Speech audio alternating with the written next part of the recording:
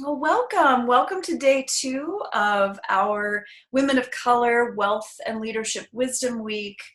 I'm Jessica Hadari. I'm your host, and I'm looking forward to each of the incredible women leaders of color here introducing themselves to you in just a moment. And then we're going to dive into some juicy rabbit holes. And just a reminder that the intention for this entire week is really all about us, all women, coming together to share wisdom, to co-create in our elevation around our wealth and our leadership, and an intention that we can all expand past our glass ceilings together. So this week is all about linking up so that we can all rise up. So let's link up to rise up, and let's get going here. So the topic for today is really all about confidence and prosperity power thinking. And some of the subtopics, some of the rabbit holes, if you will, of conversation that these incredible women are going to be leading us through and sharing their own raw, real experiences around are thought barriers that get in the way. How do we overcome resistance to money, but even resistance to love and to health? We'll also be diving into the topics of identity and comparison and confidence, and how we can actually reconnect with our lineage or our heritage as a part of attracting abundance, and what that can look like. And also this important piece is more centered around leadership. Like, how do you be your full self in the face of other people's negative projections? So we've got some powerful conversations for you today, and we welcome you. Thank you so much for being here. So let's go ahead and start with Maria Owl. Go ahead and just briefly introduce yourself. We'll just take 30 seconds or a minute, and welcome. Thank you, Jessica. Well, I'm Maria Christina Owl, and I was born and raised in the Bay Area in a multiracial family. And my neighborhood and high school was predominantly European descent, yet a lot of multiracial families. Even my neighborhood was very multiracial. So I grew up thinking that that was very normal. And it wasn't until later in graduate school, I got my master's degree in counseling psychology from CIIS. And I joined the diversity panel for my year. And we were having conversations with the professors about more inclusivity, how they could be more diversity minded and aware in their classrooms. And then I started waking up to my own deep hidden wounds around being a woman of color, and the limitations that I had just normalized and trudged through, not realizing how they were, to what degree they were limiting me, including the internalized racism. So through graduate school, that woke me up to this whole other level of identity of who I am, and I dove into ancestral research, traveled to the land of my ancestors, including my European ancestors, to understand their struggles. And so being a woman of color and being indigenous and being very deeply rooted in my ancestral lines and wisdom is a huge part of my work in the world now. And so I'm very happy to be here and to talk about how reclaiming the positive, healthy relationships with our ancestors can completely change your life, and your relationship with leadership, with money, with your health. Mm-hmm. So I'm happy to be here. Thank you, Jessica. Gorgeous. Thank you so much. It's so wonderful to reconnect with you in this way, Maria Owl. Abiola. Yes. Welcome, darling. Oh, wow. So, hello, everyone. My name is Dr. Abiola Oladoke. I am originally from Nigeria, and I think I consider myself a citizen of the world, as I've lived in so many different places. I think I've lived on every continent except for Australia and Antarctica. And that's because, Australia scares me because of the animals, Antarctica is just too cold. So maybe I'll make my way there eventually. I'm excited to be here. I wear my, my ancestral lineage and my heritage like loud and proud, and it's become a big part of my brand actually. I think a few years ago, someone said to me, you need to blend in, you need to fit the image of your profession. And I said, this is the image of my profession. It is me. And um, 10 years later, looking back and going, wow, that was a great decision that I made to actually step up and show up fully in all that I am and let people see that. It's actually been a great thing. So I am really excited about that. Nigeria is a multicultural, country. And although everybody kind of looks similar, but we have multiple tribes. So it's very, very multicultural because things are different. And it wasn't that much of a stretch to come here and be in a multicultural environment. But where I live now, it's a little bit of there's not that much diversity. So I always have to go out and seek. So I'm happy to educate and to share with people about, what it means to actually be truly diverse and accepting and just be okay with everybody. Thank you, Abiola. It's really wonderful to have you here. Valencia. Yes. Hello, everyone. So I am a traditionally trained physician, and I, through that lens, I learned a lot about brain, chronic disease. I was an eye surgeon and ophthalmologist, which means I was like a primary care doctor for the eye and neurology, and all of that was the original background. But I've had a really personal journey through this whole idea of confidence. And so I'm interested to see where this all goes today as it relates to money and wealth, certainly as well. Through this journey, I also took a detour after I sold my medical practice deeper into cognitive neuroscience. And that had a lot of, that helped me to grow a lot in my understanding around how we form our identity and how that affects our health, how that affects our just entire experience of life. And then after that phase, and children were grown up, and I moved from Chicago to California recently, I also retrained in the whole program of functional medicine through the Institute of Functional Medicine, and now I have a practice in Walnut Creek.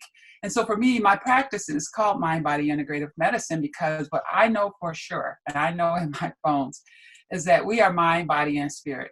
And if we only focus on body, we're leaving out a whole realm that has to do with our power and healing, and et cetera. So I speak to things as they bring these systems together of helping people to empower themselves around their health. As we know, we're in a disease care system that I don't think is going anywhere anytime soon. So you're going to have to take on some empowering information yourself. And to apply that in all of these other realms, they all actually connect to each other, wealth and health and relationships. So I'm looking forward to the conversation today and see where it takes us. Thank you, Valencia. Gorgeous. Kimberly, welcome. Yes, thanks for having me back. So I'm an international energy healer. I'm identifying myself more as a frequency alchemist now. I have a gift of being able to measure vibrational frequencies, and this is what helps to accelerate not only my own personal growth, being able to measure and then knowing exactly where you are, but also especially my clients. And as far as the whole race and discrimination piece of this, I feel pretty colorblind when it comes to that. I didn't grow up with much discrimination, although my mother did in a very severe way back in the 40s when she was married during the war. After about 3 months of being married, going back to Minnesota with her new husband, after 3 months, he sent her back home to San Francisco, had the marriage annulled because there was a law at the time that said it was illegal to marry a Pacific Islander. And there was too much flack from his family and friends, and And so I don't think she really ever quite recovered from that. So that was very, very devastating for her. However, I do know that those same elements of discrimination and being set aside and set apart from other people, I felt very strongly in my religious growing up as a Jehovah's Witness. It's very much in a bubble, a lot of suppression, but always felt so different from everybody else, and spent my whole life just trying to fit in or hide, or, it was almost like reverse discrimination. But at any rate, I have now my gift is using these frequencies. Been helping a lot of people with their finances, because you can actually measure the vibration of money. And so this has created a big impact for a lot of clients, along with a lot of other vibrations. But looking forward to today's panel. Thank you, Kimberly. So great to have you back here. Trudy, Miss Trudy LeBron, so great to have you here. Welcome. We want to make sure you unmute yourself. There we go. Oh, my. Sorry. Hi. Hello. Thank you for having me. So I am Trudy LeBron, and I am a coach for social impact businesses and for folks in the transformation and coaching industry who are really ready to kind of take on conversations and practices around equity, diversity, and inclusion in their business. So I work with some of the biggest brands in the industry who are really leaning into recognizing that we have some challenges with representation. And so we look at those things from a mindset perspective, from a policy and practice perspective, and then also like services and products and accessibility, making sure that, it's not just about who you invite into the room. We can say we appreciate diversity and like invite lots of people in the room, but that doesn't necessarily mean that you've prepared the space for everyone to be equally or equitably successful. And so I help people design businesses with that at the core. I myself have kind of come through this journey of being a teen mom, a really young teen mom, being really, really like what I call lights out broke, like at times in my life where I didn't have enough money to like pay bills, to being an entrepreneur running a multiple 6-figure business on track for 7 figures. And, being in a position to really empower people and employ people and give my children a life that they didn't have, and really having to deal with some mindset things of my own to really recognize that, there were choices that I had to make. And so I just love doing work where I can help people start thinking about their work and life differently so that they can reposition themselves, because it's possible. Like the things that we believe for our life and want for our life are really possible. But I think the biggest and first challenge that people face is one of confidence and like really believing that it's accessible for them. Gorgeous. Thank you, Trudy. You're welcome. Thank you so much. Beautiful. It's so great to have you here. Yesterday in our panel, we didn't all go as in depth in our kind of story or identity, which is so perfect because that's today's topic really dives into that. Like all of the topics really go into identity and heritage and confidence, and just, it's so clear that a lot of that is tied together. So I'll go very briefly into my own story, although I wasn't planning on it. I was adopted into a white, right-wing, Trump-voting family who I love from a distance. And like all my cousins are blonde. And I went to a school that was right across the street from a Mormon temple.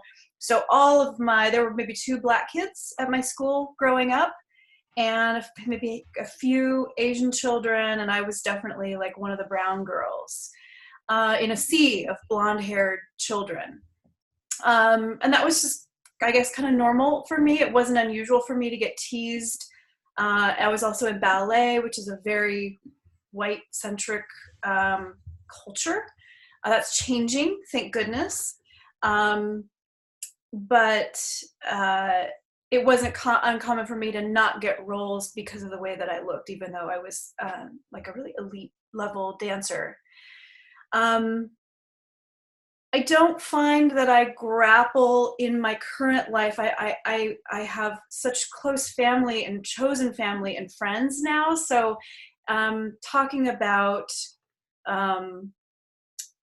any kind of struggle that I might receive from the way I look is no longer as much like in my face as it was growing up.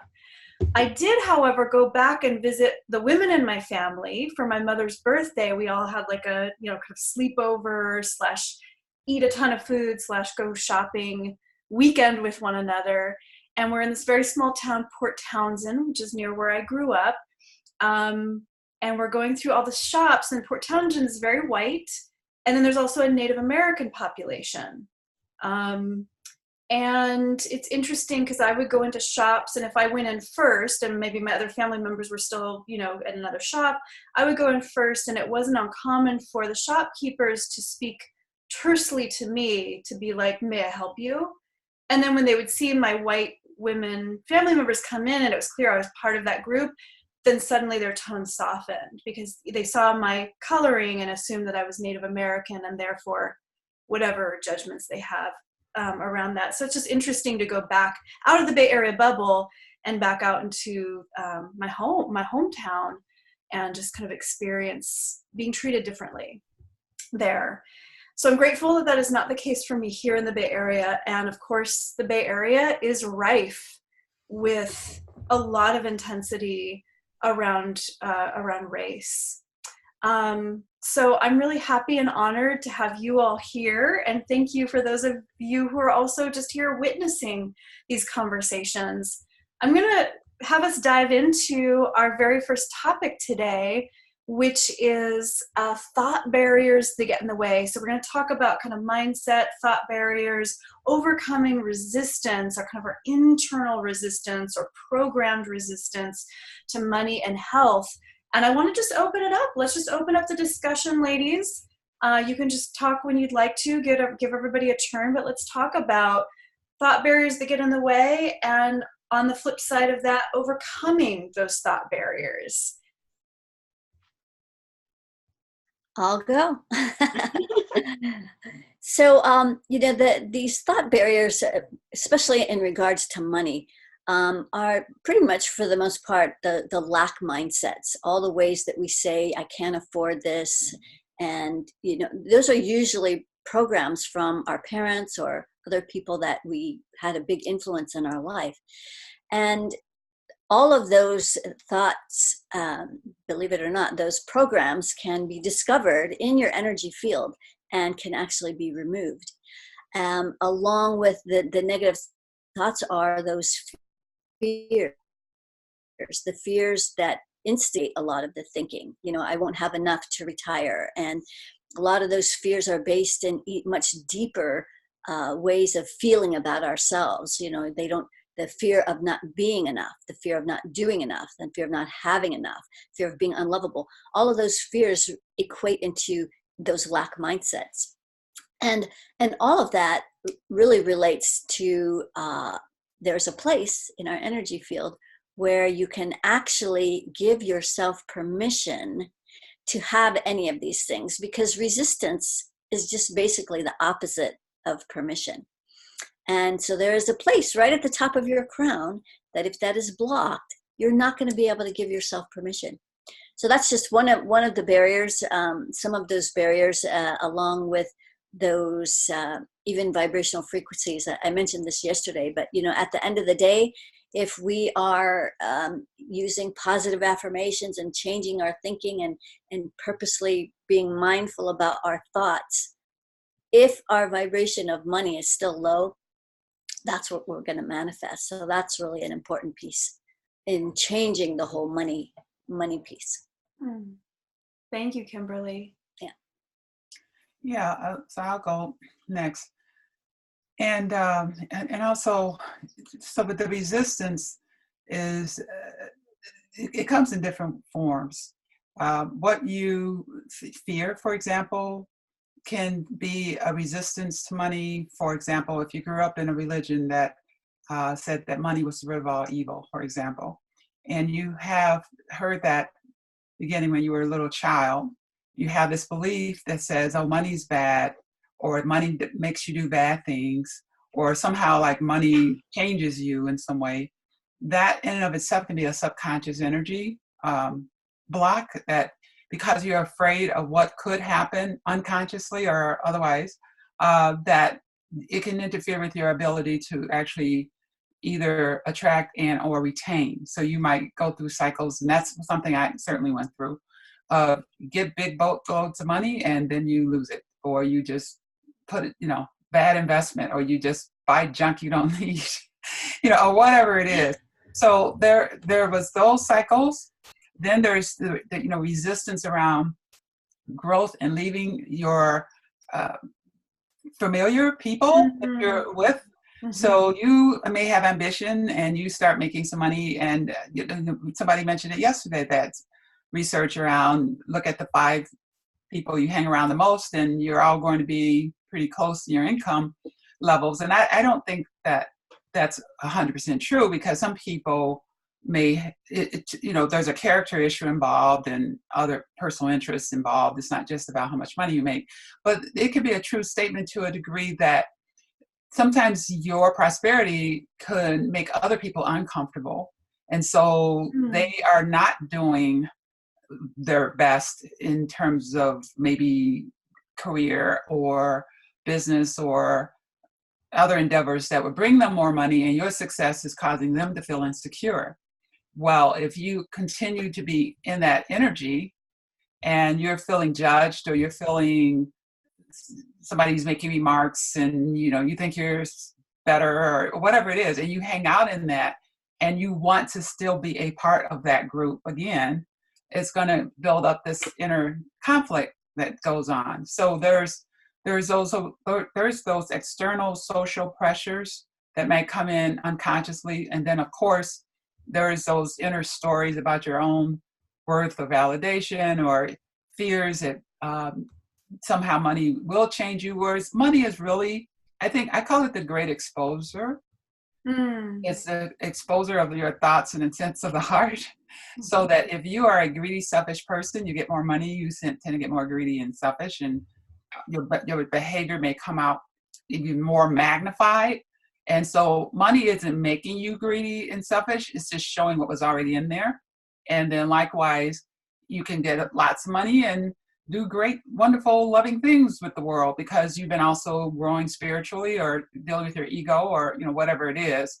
So there's so many different angles that come with causing resistance, but the key is learning how to, for me, it's been learning how to unconditionally and more non-judgmental truly question, what is in my way? What am I dealing with here? What's the story I'm telling myself about myself or about money? And then you can more clearly go into that space to start to be honest enough to seek the help or adjust, instead of denying it or just thinking, oh, poor me, I'm a victim, and money just, I have holes in my pockets and I don't know where they came from.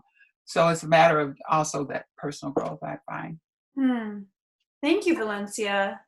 Gorgeous. Yeah. Curious. Thank you. I get curious about how trauma of our own trauma, our parents' trauma, and our ancestral trauma plays into how we hide.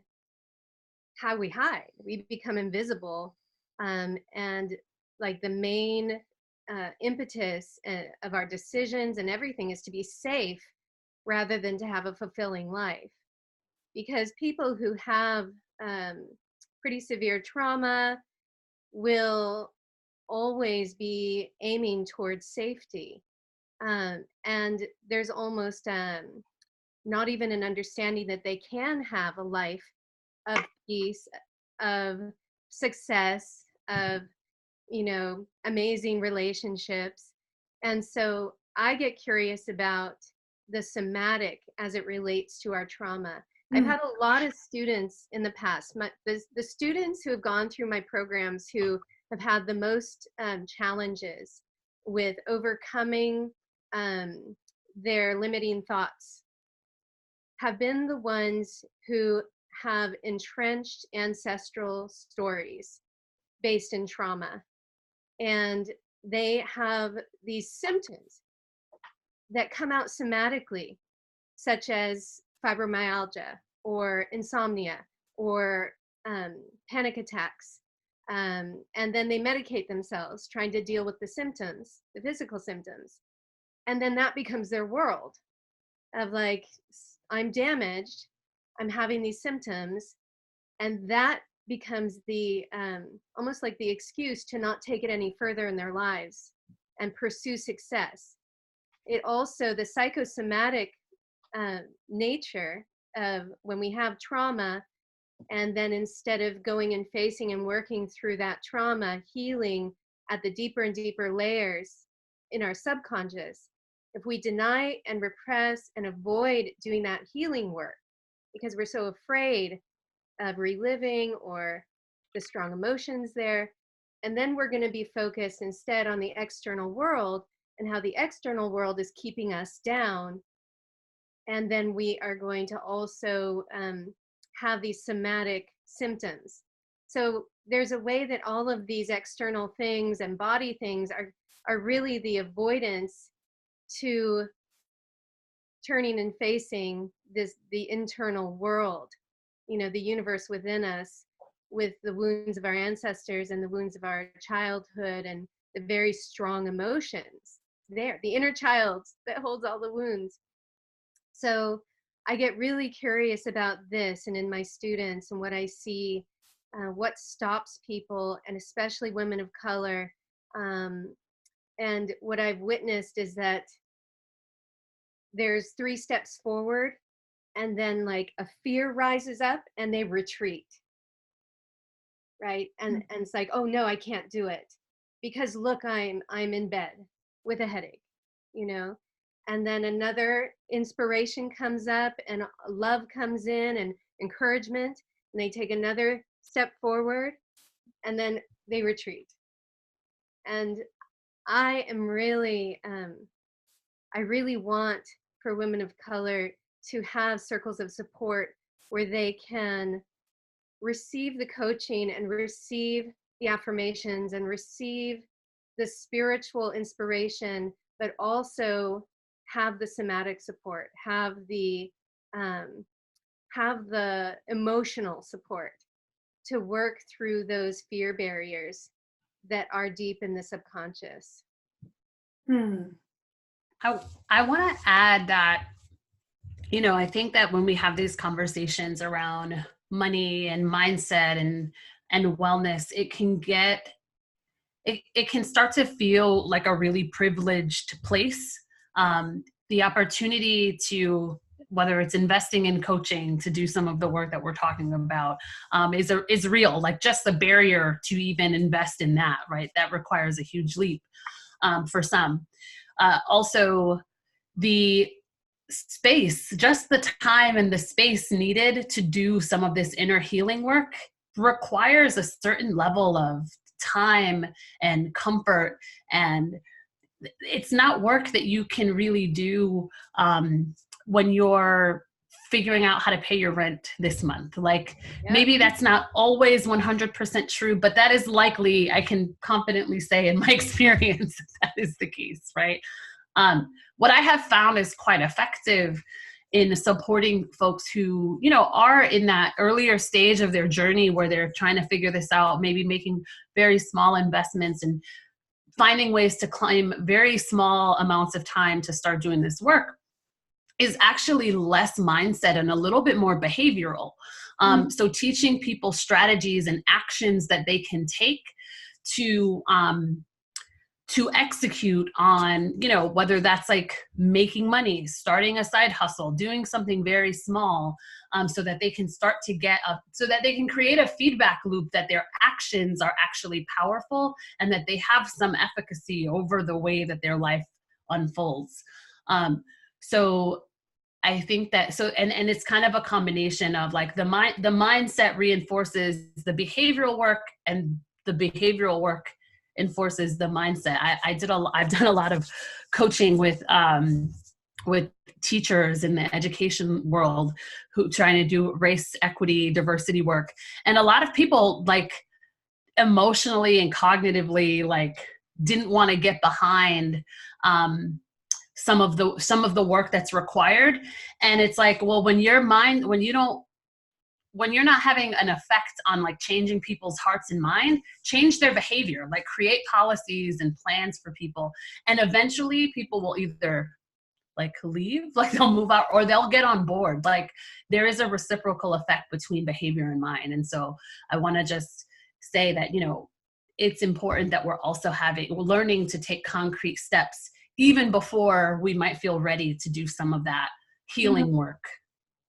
Thank you so much, Trudy. I'll kind of dovetail on that, because I actually think it would be a great moment to just impromptu for the women here that feel called to just share like one of those little like micro steps that you've taken when you're just kind of like stretched, overwhelmed, maybe even kind of debilitated by all the bills or the pressures of life or illness or whatever. Like, what are the micro steps or micro practices or behaviors that you engaged in that just kind of helped you, you know, climb out of that or create a little more space? I'll start, because I was in the middle of debilitating illness on food stamps really not that long ago, like 6-7 years ago. And this is something that went on for years. And I ended up creating a list of like micro self-care practices, because like even going to a yoga class or a dance class, like I couldn't afford that in that space where it's like, I don't have money to eat, I'm on food stamps. Like, first of all, grateful for that. We live in a country where we can, or I live in a state where I can access that level of help if I need it. That was a godsend to be on food stamps. So just, you know, yay. But my little list consisted of things like just taking a walk around the block. I'm not a walker. I'm not really a nature person, but I also get that I like needed to get out of my house where I get all mired down in all my thoughts and my worries and my whatever. So just taking a walk around the block, you know, 5 minutes, just catch some fresh air. Sit and enjoy a cup of tea like a queen, where I'm not on my phone, I'm not like checking on email, but where I'm sitting there and all I'm doing for maybe like 3 minutes or 5 minutes is just like enjoying this delicious cup of tea and just like, you know, feeling my whole nervous system just kind of unwind. I also took a lot of like showers or baths, because that water therapy, it's like even just a quick shower, even if it's not for the purpose of bathing, but just to kind of reset. I found that literally would help me wash my day away. But just those little micro acts of resetting my nervous system and retraining my body to produce chemicals of like pleasure and relaxation really helped me kind of shift my mindset in those moments where I did need to then go back out into my life to take action or to do my to-do list or to parent. Mm-hmm. So I would invite, you know, listeners, or, you know, just whether you're in a big moment of stretch right now in your life or not, to just have written down your little like micro self-care things that just take 1 to maybe 5 minutes that you can weave, you know, 1 or 2 or 3 of those into your day. You get to kind of pick and choose the micro self-care that just feels the most delicious for you in that moment. I found that really, really helpful. Oh, the other one, drinking a big glass of water when I first woke up in the morning. It's so easy to get dehydrated and we don't even know it. And that adds to our irritability and our like sense of like, feeling like in our bodies. So that was another just micro, like I can drink some water throughout the day. I can be better at that. So that's mine. I'd love to hear other little, you know, micro actions and behaviors that have helped you. I have some, but I would like to ask if Dr. Abiola, did you want to say anything first? Yes. Okay. I was actually, there were a couple of things that I was going to say to add to Jessica's point. And I think, you know, just a little bit with what everybody has said, one key piece for me is actually having a neuroscience background and, functional medicine and looking at things from a brain, body, mind perspective, I look at neuroanatomy, and I always look at the neurochemical responses that people get when they're having these behaviors. So, Trudy was talking about behavior. Jessica, you talked about having these little tasks and this micro tasks that we do to actually pull ourselves out of a place of funkiness. And, when we do those things, we are actually physically getting these neurochemical responses that reinforces those behavioral patterns, and we can form these neural loops in our minds and in our brains that encourages us to be more of that. Because when we get a little bit of dopamine from having that sip of water and feeling good about it, we want to do more of that. And the other piece that I'll add is, for me, a micro task when things get, because things do get, I run multiple businesses. I tell people that I create a life of drama for myself, but I love it. And, so I tell them, I'm like, I don't need anyone else's drama. I've got plenty on my own. But I always go back to when everything is falling apart, when I'm not sure what's going on, and when I don't know what direction I need to take, I have a little notebook that I sit there and I actually doodle. And I tend to do the infinity, loop and just go and just keep going. And it really does not make any, one of the things with doodling and just drawing the infinity loop for me is it actually allows my mind to relax and to calm down. And I'm not trying to accomplish anything. I'm just trying to get that reset. And that leads me into feeling grateful because I can think in that moment about what are the things that are actually working right now. And that helps me to know what else can I do to get to where I need to get to, and I can unravel the chaos that's going on. So that's another micro task thing. I always encourage people to have a notebook, on hand, like a little one. So when you find yourself in a chaotic moment, just doodle. And the infinity symbol is like really great. There is a whole neural process that happens with doing the infinity doodle that we don't have time to get into, but it's just like draw the infinity, and it just really helps us to connect the afferent and efferent nerve pathways in our autonomic nervous system, and just help us to calm down and say, okay, this is not going to kill me, this is not the end of the world. I can actually move forward here. That's great, Abiola. I have my students find 3 stones, and they carry them around, and whenever they have an opportunity to do a little walking meditation, they place them at equal distance, and the center is the center point, and they'll walk the infinity sign as they hold like an issue that they're struggling with in their mind heart, and then they'll reverse and go the other way. Yeah, it's amazing, right? Awesome. It's amazing. That grounding piece is really critical. In fact, when I work with my clients and they are struggling and sort of in their hair's on fire, they're acting like their hair's on fire, is making sure that they're grounded. A lot of people think that they're grounded. Maybe they meditate every day. We even talked about this a little bit yesterday, but they leave their bodies. And so they're not really in their bodies anymore. So super critical to get grounded all the way to the center of the planet. And then I have my clients bring that earth energy up through the legs, which helps you really connect deeply into our Mother Earth, the safest place on the planet. And then the one unknown part that most people have no idea about energetically is there's this circle around our root that holds all of our worry, stress, anxiety, doubts, and fear. And all we have to do is pull in that circle. Often I'll have them start at the 15th layer of their aura, because that's where the 1% has a massive influence on our energy field.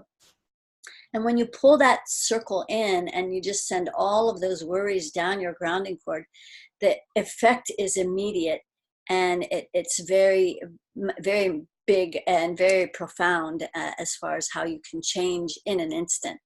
And I just also wanted to talk about, Jessica, I also went through a bankruptcy about the same time that you were. It was back in 2008, 2009 when everything imploded. And I was sitting on the side of the road in my motorhome wondering, what am I going to do? And it was not so much a micro step, although it was actions. I didn't have money to even park my motorhome in an RV park at the time. And here I'm being called to go to the Amazon. It's like, well, how do I do that? How do I afford that? So I created an Indiegogo campaign, and it was to raise $1,200 for this thing. And there was enough people that believed in me and believed in the mission that I was going to take care of, that got funded by Source and the universe and helpful friends.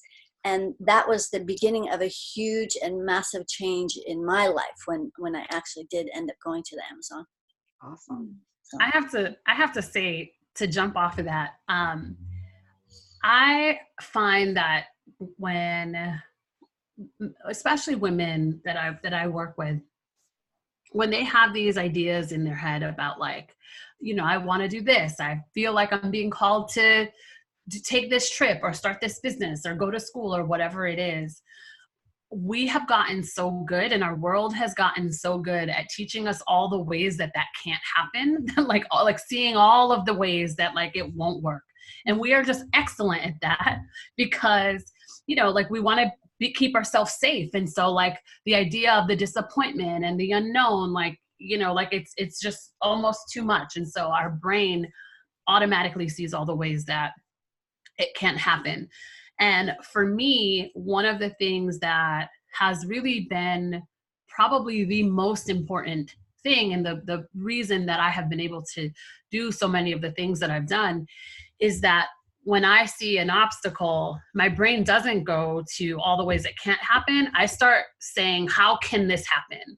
I never ask, like, oh, can I do that? I'm always asking, how can I? Like, how can this work? And if we can just shift people to go from asking themselves, like, can it or will it, to, like, how can, that would be transformational, because we start to find different answers. And so just like Kim was saying, you know, so Indiegogo, like, was the thing, but if she was concentrated on all the ways that it wouldn't work, she may have never seen that Indiegogo even opportunity, right? There are so many ways for us to get to the place that we're trying to go to, but we can't see them if we're focused on all the barriers. Mm-hmm. Yeah. And yeah, so I will, since you asked that question, I just jotted down some little tangible little things that I did over time that people can, you know, do for themselves. So that's what I'll just kind of go through.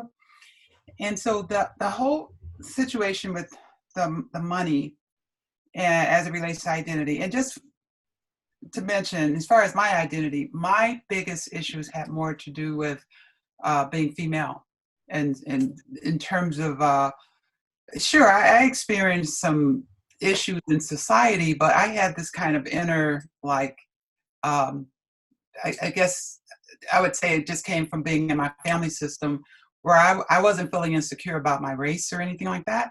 I thought that was just fine with me. It just had more to do with being female. So I just want to mention that, because sometimes women are dealing with race and being female. Because if you haven't noticed, we're in a misogynistic country and world. So it can really, you have to work on getting that out of your field, because it's just bam, you know, right in there, whether you realize it, where it's coming from or not. So I started with actually to increase wealth and prosperity and abundance, and not working so hard and struggling.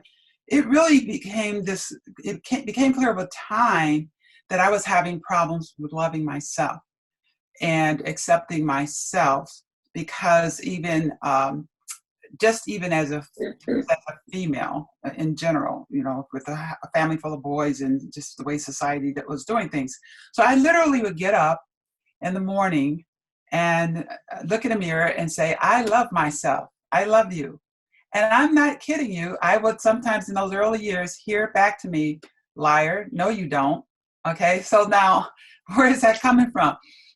I'm certified in something, and something I intuitively used before that I even knew there was such a true psychotherapy thing called IFS therapy.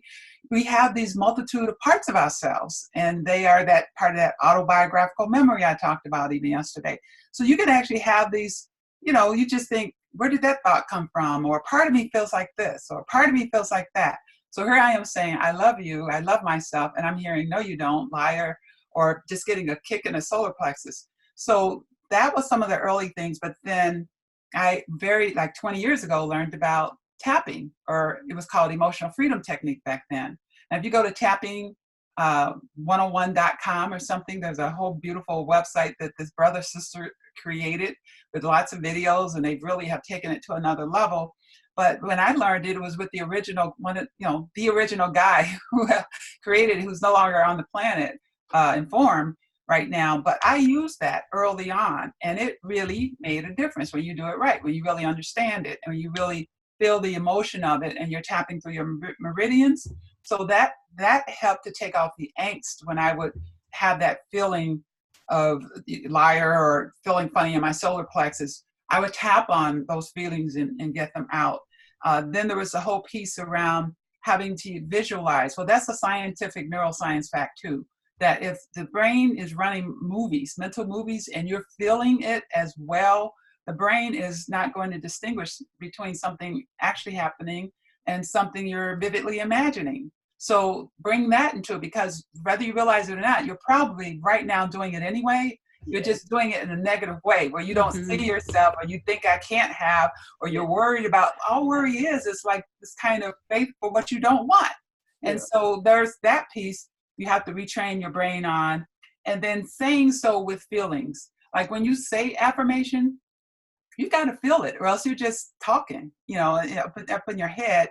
And so how do you feel it? Well, one of the things tricks that I learned, because I was so negative at one time, is that I would have to find that one out of a gazillion things that I could actually feel grateful for, get myself in a state of that gratitude, and then start with force and enthusiasm while I'm in that feeling state, would start to say things that I wanted positively to work it up. Because one time I had taken a course years and years ago on something, how to win friends and influence people or something. My sister wanted me to do it with her, and I did it.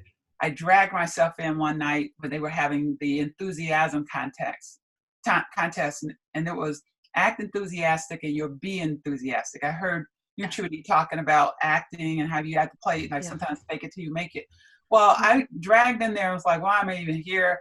And I got so involved physically that I won the enthusiasm award that night.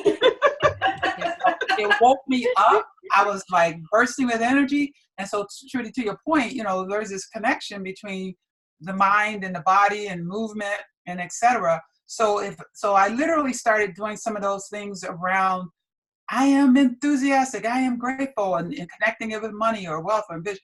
And it absolutely changed. Like I have a set point now of gratitude. I don't have to make my affirmation when I drag myself out the bed in the morning anymore. It really, really made a huge difference. And so the last thing I would just say too is this whole ideal of what you focus on expands. And that's another, physics concept. So we're focusing on what we don't want. We're focusing on worry, and all of that is expanding. And to Kimberly's point, if you're and I used to do this too, if you're meditating and you're shooting about your body and kind of dangling, you're not grounded. When you're not grounded, not only are you more accident prone, but you're just not going to live in the 3D world in a powerful way.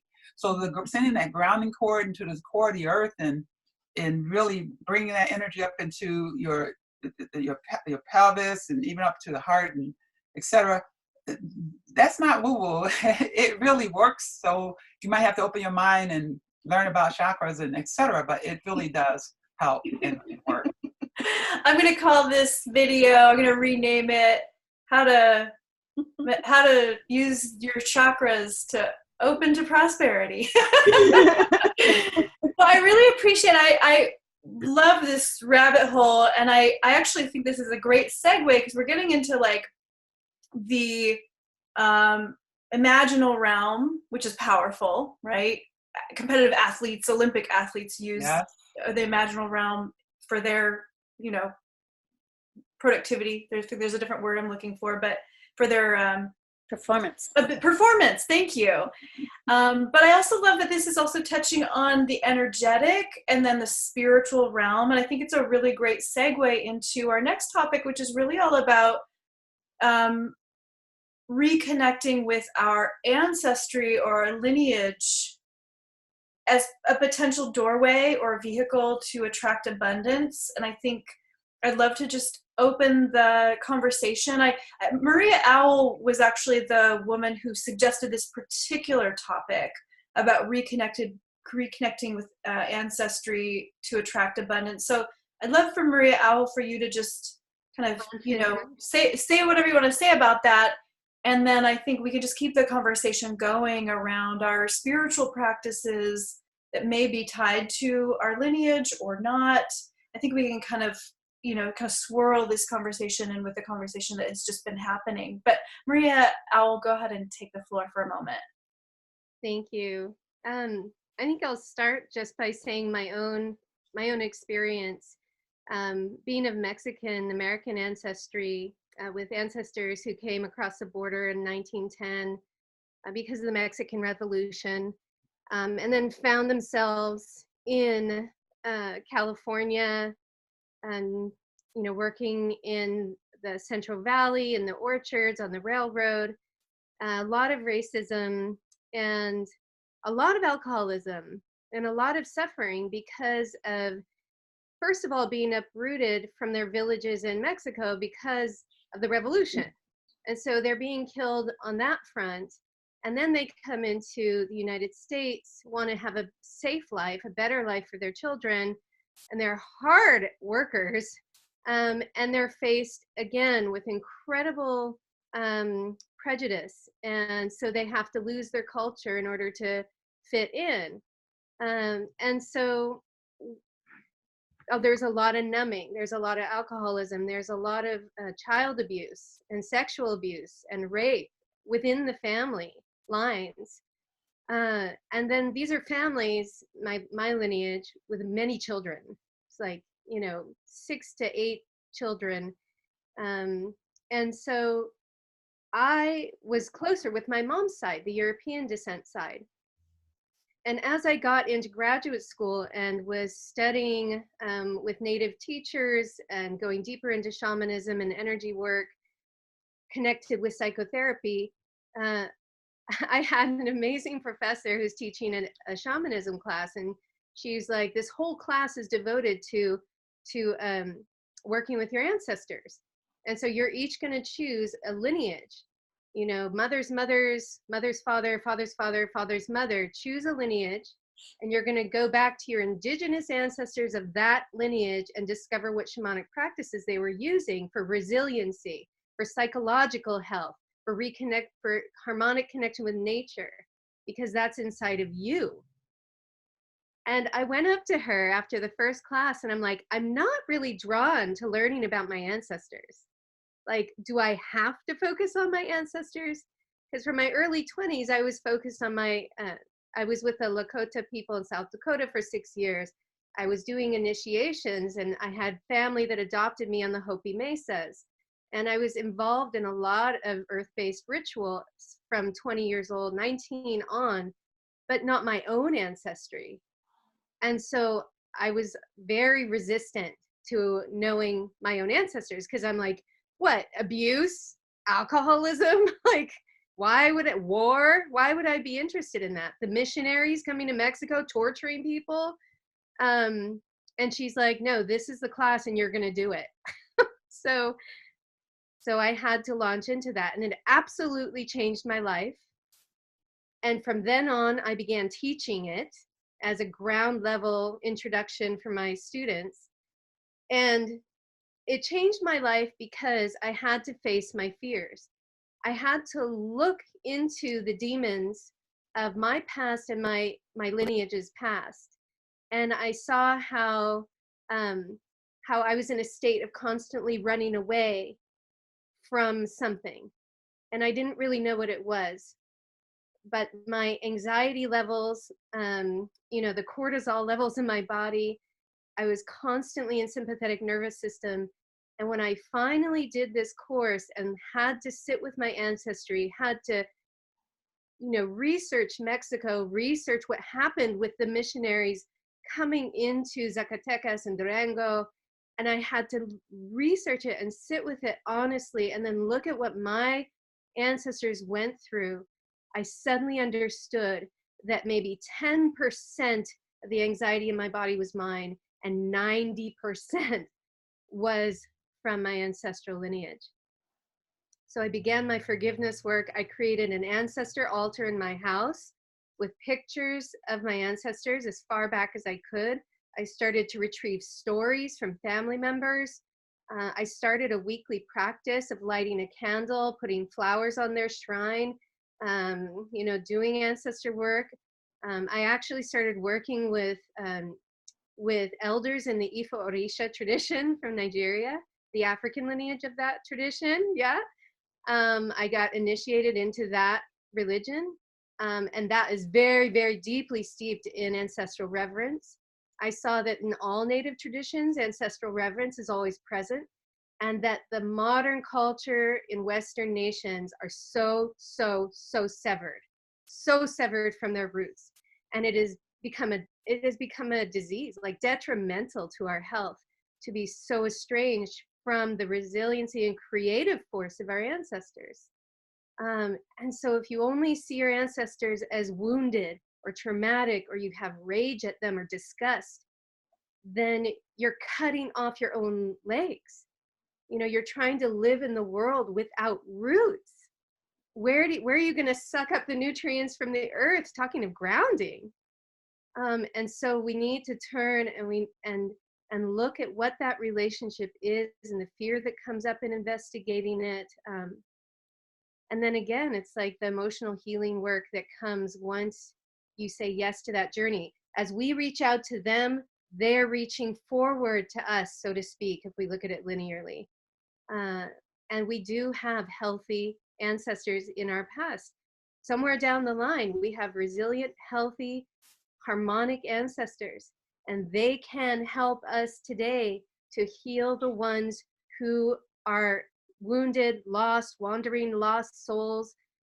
So we connect with the healthy ones, and we give them the job. We ask them, please help the ones who are lost. Please help the ones who are attaching to me, trying to live vicariously through my life to get their wounds healed.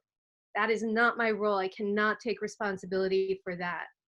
And so you ask the healthy ones to support you, and they just come rushing in. So grateful to work with us. They love us so much. Wow, Beautiful. that was awesome. And you clarified some things for me even while you were talking. So thank you for that. And I don't know the extent that you just talked about per se, in terms of how you explained that.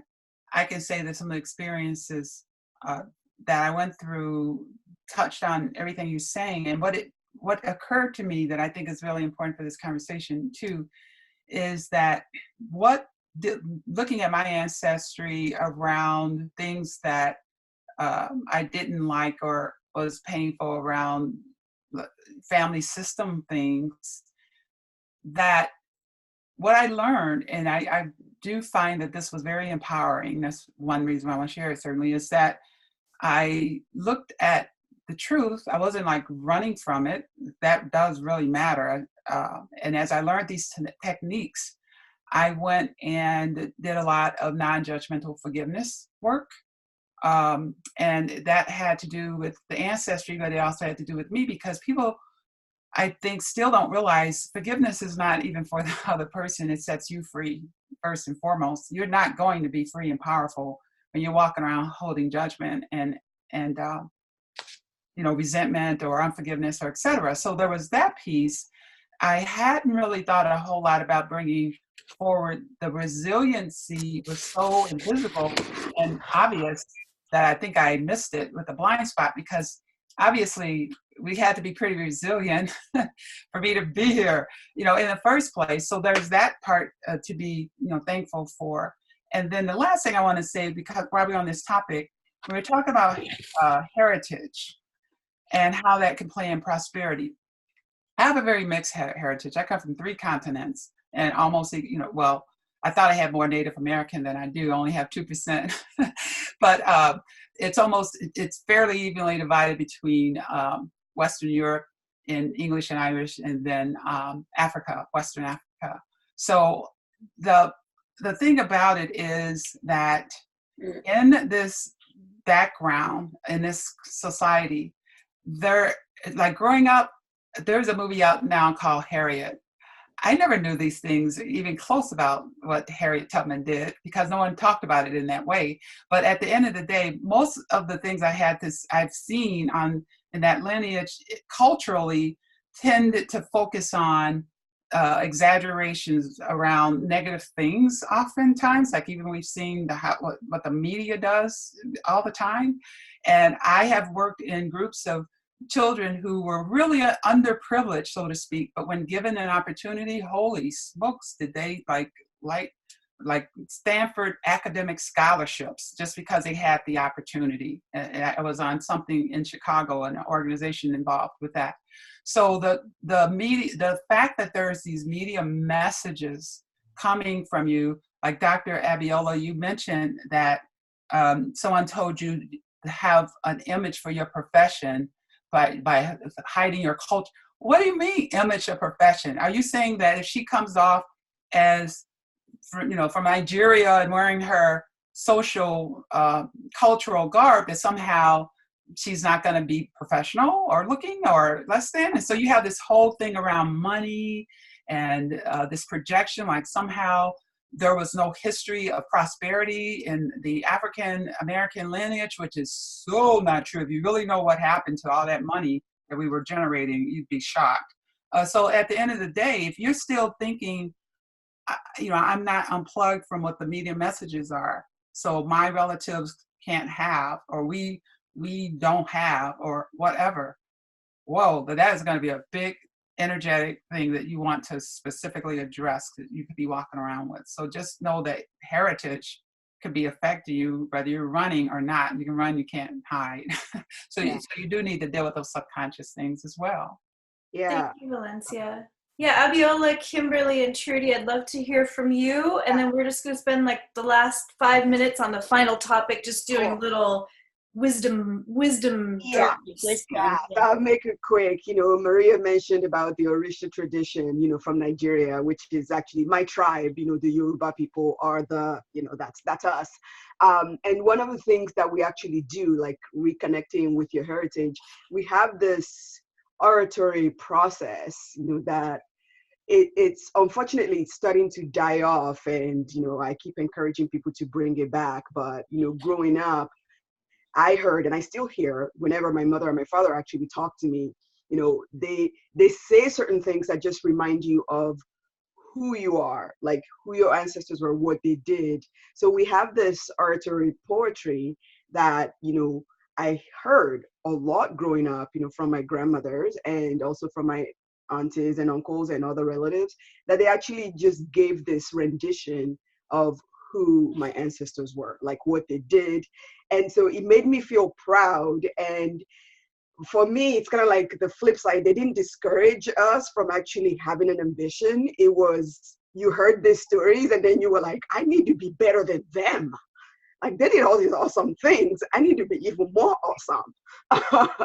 So a little bit, it felt like, oh my gosh, if I'm not as awesome as they are, I'm not living up to. So there is that flip side that sometimes can force us to, or try to make us to feel less than because we're not reaching that potential. But hearing, those stories about what my grandfathers and my great-grandfathers and great-great-grandfathers, what they did, it just made me feel so proud that I wanted to be loud and proud and actually wear that heritage. So, Valencia bringing that point back around, like when that person said to me, you shouldn't have dreadlocks, you shouldn't, and I was like, do you know me? And do you know who I am? And do you know who you're talking to? I do not do should. I just do what I'm going to do. And if you don't like it, you can turn around and go elsewhere. And that was like, my attitude is like, it doesn't matter that I live in a place where there aren't that many, Black people. And I said, I could be the only Black person, then everybody would know. And that's actually to my advantage because they would not mistake me for anybody else. So having that was very, very, beneficial. And I just always want to encourage people to ask questions of their relatives of what their grandfathers, grandmothers, what they did, the good and the bad, to take it all in and to actually go, oh, there is a part of me that is connected to that person, and that's good. And I can shine with that part of me that is connected to that person, rather than, shy away from it, to actually embrace it and be more rural. So they can continue to guide us, because we do share their DNA and we're all connected. Even those who are not in the body anymore, we're still connected to them. Thanks for sharing that. I wanted to share something that is sort of a new work that I've introduced myself to. It's something I already knew I did, but when I was working with my mentor about a week or two ago in San Diego, he went around the class and let everyone know about one gift that he saw in them. And so I already knew this, but he was telling me that I had the gift of helping people cross over, and then helping people who have already died, helping them to ascend. So I knew I already could do this. I helped my aunt ascend from Australia. And then when I came back to the States, I helped my mother cross over in May. And I had also helped a friend who had an ex die in a car accident. And I became very curious about where she was energetically. And so I discovered where she was, helped her cross over and ascend. So I knew I could do this. So after that class, while I was sitting in class, I just became curious about, I wonder how many dead people there are around me in this moment. And there were 5.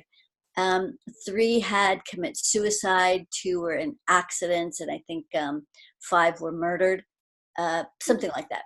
And so then I helped them, and then I said, well, if you could come in groups, it will be much more helpful, because they would have a similar thing.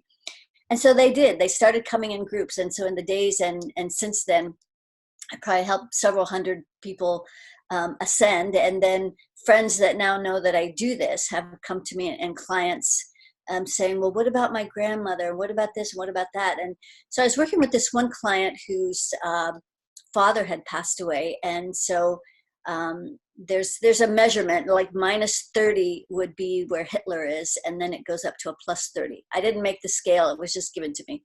But anyway, that's how it goes. And so I measure where people are now, and then I find out what's holding them in place in their lower vibrations or lower ascension to help them ascend, and getting them up to that +30. And so she said, after I did that, it was the first time she was able to think about her father without crying in 11 years. And then she had me work on all of her grandparents and so forth. And she said she just feels so much lighter. So now this has become sort of my little pastime, these groups that come knocking on my door, And so I also helped a client. This was very powerful. She had 10 abortions. And so this has affected her in this now, because she can't create without cutting it off, because that's like the program that has gotten embedded in there. And so we cleared these 10. I think only 1 was already ascended, but the rest needed some help. And so I'm just super excited about the possibilities of this for all women, because so many have gone through that experience, and to know that it's holding them back in their ability to create now. It's just a very powerful thing that's been given to me now. I just was sharing that. I just want to say, I'm hearing all of all of this, like these thoughts and really wonderful, ideas about reconnection. And I'm also always thinking about like accessibility and like how this message really translates to like wide communities, in particular people who don't have connections to their lineage, because the ancestors that they have information about only really go back maybe 100 years or so, because there was a separation between, like who they are and where they are and like where they came from, right? And so, and I'm sure that are tons of ways to kind of get reconnected, especially now with like DNA ancestry things happening. But the offer that I want to make to this conversation is really about like just community in general. And being, you know, like, it's one thing to heal your lineages, you know, your relationship and generational trauma, and there's also a really important opportunity to be really connected with community that is immediately around you, and forming family relationships or familial relationships with chosen family and friends, and really being in community with people where you're kind of living and operating as a family. You know, I am very fortunate to be, I still live like in the area of my hometown. And my son has like adopted aunts, you know, like aunts who have been friends for years, and godmothers and cousins, and like that kind of work, especially. And when you're so connected to people, I can't remember now who it was earlier who said, you know, the people you spend the most time with, like you're the average of the 5 people you spend the most time with, is kind of like the saying. When you're in community with people and really showing up, it becomes less about what work you do and like how much money you have, but really about how you're contributing. And there's just like this magic that happens, like this real magic around love and care and commitment to other people, that I think we have also become really separated from in our like Western individualistic pursuits of, you know, prosperity and success and all of those other things. It gets really singular focused, and like the work that you do every day and the things that you have to do, and we become really easily disconnected from community. So, you know, as folks are thinking about what kind of generational work they might need to do, I also want to put that invitation to just really look right around you and ask how can you show up better for community, and how can you ask community to show up for you. Thank you so much for saying that, Trudy. That just totally lands home over here, and and ties in with every single thing that we've been talking about today. Our next topic, which is like our quickie little wisdom minute topic, where each of you is just going to give a jewel, is how do we be ourselves? How do we be confident? How do we be ourselves? How do we be in self-compassion in the face of other people's negative projections? And my answer to that is also community, because when I'm surrounded by people who really see me and value me, when I've kind of handpicked my chosen community or my social circle, then if I'm out in the world and I get shit thrown at me, I am fortified by the true reflection of the people that I've chosen to surround myself with. And I can use that as my almost like an extension of an internal compass of these people that love me and value me. And then what happens out in the world, it may not roll off me like water off duck feathers. You know, I still may feel affected, but I'm not pulled way out of my center by the things that happen out in the world. And I think having that, you know, surrounding myself with chosen family, like Trudy was saying, people that will lift me up, also definitely ties into my experience of like overcoming my own resistance to money and health. Like I was saying, when I was in deep scarcity and food stamps and illness, one of the things I did is I started hosting potlucks in my home. It didn't cost any money. People brought food to me, but I was handpicking other women specifically who were also just in the conversation around elevating their businesses, their money, but we're just connecting in a really authentic way. And there was something about just surrounding myself that was just really empowering and helped lift me up in my darkest times. So thank you, Trudy. That's my answer to the question of how to be yourself in the face of other people's negative projections. So just any wisdom that you all want to drop before we complete? So to add to that and to answer that question, you know, so one of the things that, so, you know, when I moved to the US, I was by myself and had to really know who I was and who I am. And, you know, thinking about myself in the face of other people's negative projections, I always ask myself, is it true? Is what they are saying, was what they are projecting, is it true? If there is any evidence of that, then I need to do the internal work of actually, you know, correcting that and checking and realizing, if I check and I realize, no, that's not true for me, which goes back to actually understanding our values and knowing who you are and defining your values and your characteristics and your personality and how you want to be in the world. And so you can check against all of that. And it's one thing that I tell many of my clients, and I'm like, is that true of you? If there is any truth to that, then that's something you need to work on and not be upset at the other person, because they might actually be reflecting that back to you. And when you find that it is not true, then I let them actually own it, because I recognize that it is their responsibility. They are in a place where they're putting something forth.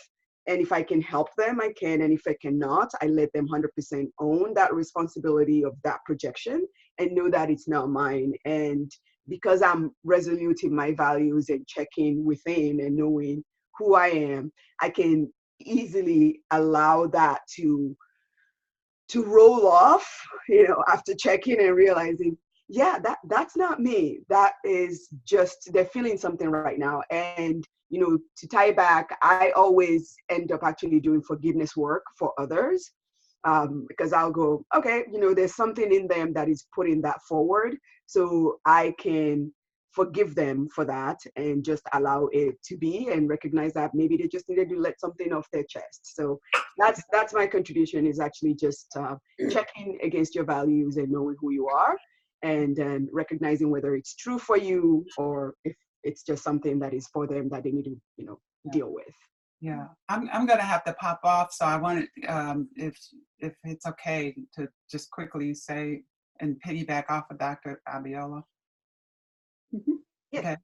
All right. So I can't, she covered most of the bases right there that I would have said anyway, in terms of noticing the mirror of life, and when somebody's projecting, check in. We have somebody who's on the news a lot these days who is a total projector.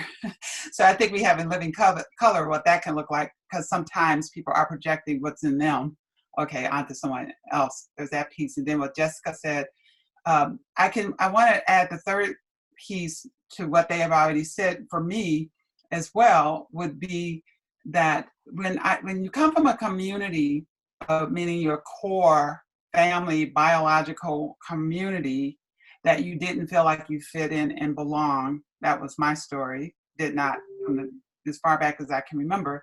What you end up potentially doing until you actually address that issue around belonging and connection and dealing with projections, is there's a weak link there, because unconsciously, especially I think it's really strong when it comes from your biological family, is that you feel like there's something wrong with you because you didn't fit in. And then if you go out and repeat that pattern and you keep ending up in communities that don't see you, so to speak, and then you have to fit in, it becomes this vicious circle thing, and it can create a lot of self-doubt. So just be aware that there is that both and effect, where you are looking, when you project a bond, I eventually got to a point where, okay, is there any truth to that?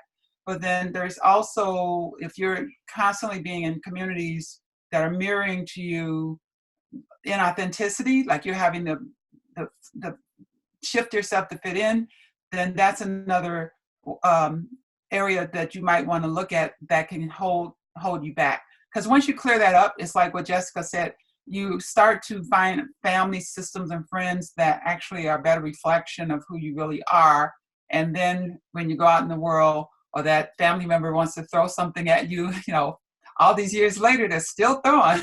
It's sort of like, who really cares what you think? It doesn't, I'm not trying to be validated by you anymore. Get over yourself. So that's how that both and kind of works. And you just kind of stay away just because they're your biological family. You can love them, but it's a chance to learn forgiveness and keep moving. So anyway. Thank you, Valencia. I know you need to take off. And I also just want to presence we're kind of officially at the end of our time. I'll stay on for a couple more moments if anyone else has any tidbits to share around this, and otherwise feel free to just kind of, trickle off as needed. Your free gifts and everything have already been sent to the attendees, and we'll send them again, and we'll include them with this video. So we don't necessarily need to dive into to that here today. But any other tidbits? I'd like to share something along these lines, especially because projection can sometimes be like people's default when they have a hard time looking at themselves. Like if you're asking them, well, is it true for you? If they're having a hard time looking honestly at themselves because it's too painful to accept that they could ever possibly be any of that just came at them, that if it's hiding in the shadows, then they're going to have a hard time, saying, well, yeah, I have some of that too, and it's a little different. It's a difference between being an empath and maybe we feel what's coming at us. Yeah, we can feel that stuff. But if we're actually being triggered by what somebody is saying, then they're pushing on something that's just a little bit deeper that we may not be seeing. I've seen this a lot with anger. And I know that when I was married, I used to do this myself where I didn't have permission to have my own anger. It was pushed down way too far. So I would push his buttons just so I could be in that energy of anger, and it would have been real easy to say, oh, you're just projecting yourself. But we both had anger. I just didn't have permission for it. But when you can actually, so what I do is actually measure these things. And it's not like either you're angry or you're not angry. There can be degrees of anger. A lot of people are holding on to like 50% anger, and that's affecting their life. It's affecting the people around them, but they don't feel angry. Maybe they're frustrated, annoyed, a little edgy, a little judgmental of themselves, but they're not feeling angry. But that angry energy can still be affecting their prosperity, their abundance, how they relate to other people, what they say as it passes through that partially angry filter.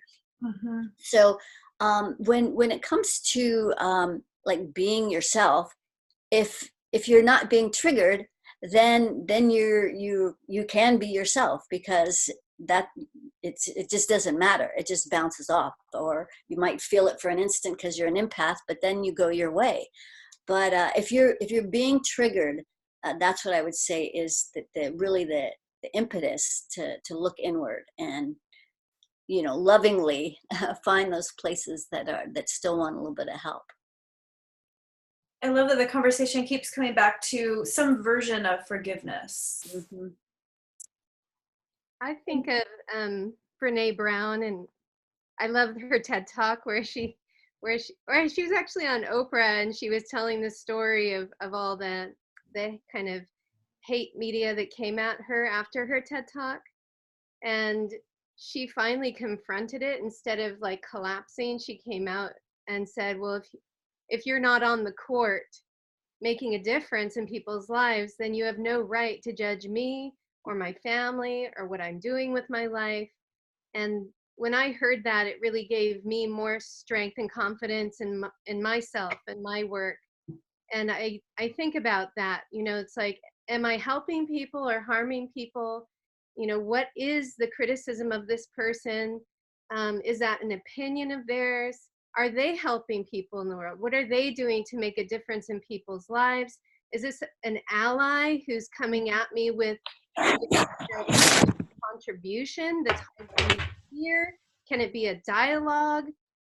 Or is this literally just their projection and their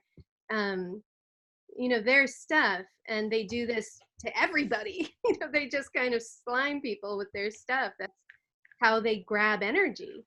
And so that's really helped me to kind of stand in my center, my vertical alignment, as I call it, and know that like I'm serving people from the best that I can. And I'm always willing to look at myself. If you come at me with contribution and honesty, if you come at me with projection, it's harder for me to let you in. So I want to hear you, but it's hard to hear you, so if they disappear with that invitation, then I know that that's just their energy grab technique, right? So I can just let it go. And thank you. Trudy, you want to bring it home? Sure. So, what I try to remember and what I try to tell people is to really question the motives of others who aren't bought into your own version of success. I think that there's a lot of people in the world who try to give us advice based on what they think success should look like or what they think your success should look like. And when you're met, and that, especially when those people are people that we respect or people that we think should care for us, it throws us out of our authenticity, because we're like, oh, maybe I shouldn't be doing this. Maybe that is the right way. So I would question anyone, including coaches, who are not bought into what you say you want for your life and who are committed to helping you get there, because it shouldn't be about what I want for you or what anyone else wants for you if it's different than what you want from yourself. Gorgeous. Thank you so much. Very true. Yes. Yes. I'm so deeply grateful for all of you being here with me today. This has been such a heart project, and it's a delight to highlight your voices and your truths. And I just appreciated how so much of what everybody said really tied in and dovetailed with all of the panelists today. It was just really magical. So thank you so much. I know that you're here because you know that diversity, in all of our knowledge and wisdom, that diversity makes us all stronger. So I want to invite you to just keep linking arms with us and moving forward together. Thank you so much for participating. And panelists, deep, deep, deep gratitude. Thank you. Thank you, Jessica. Thank you for having me. Thank you.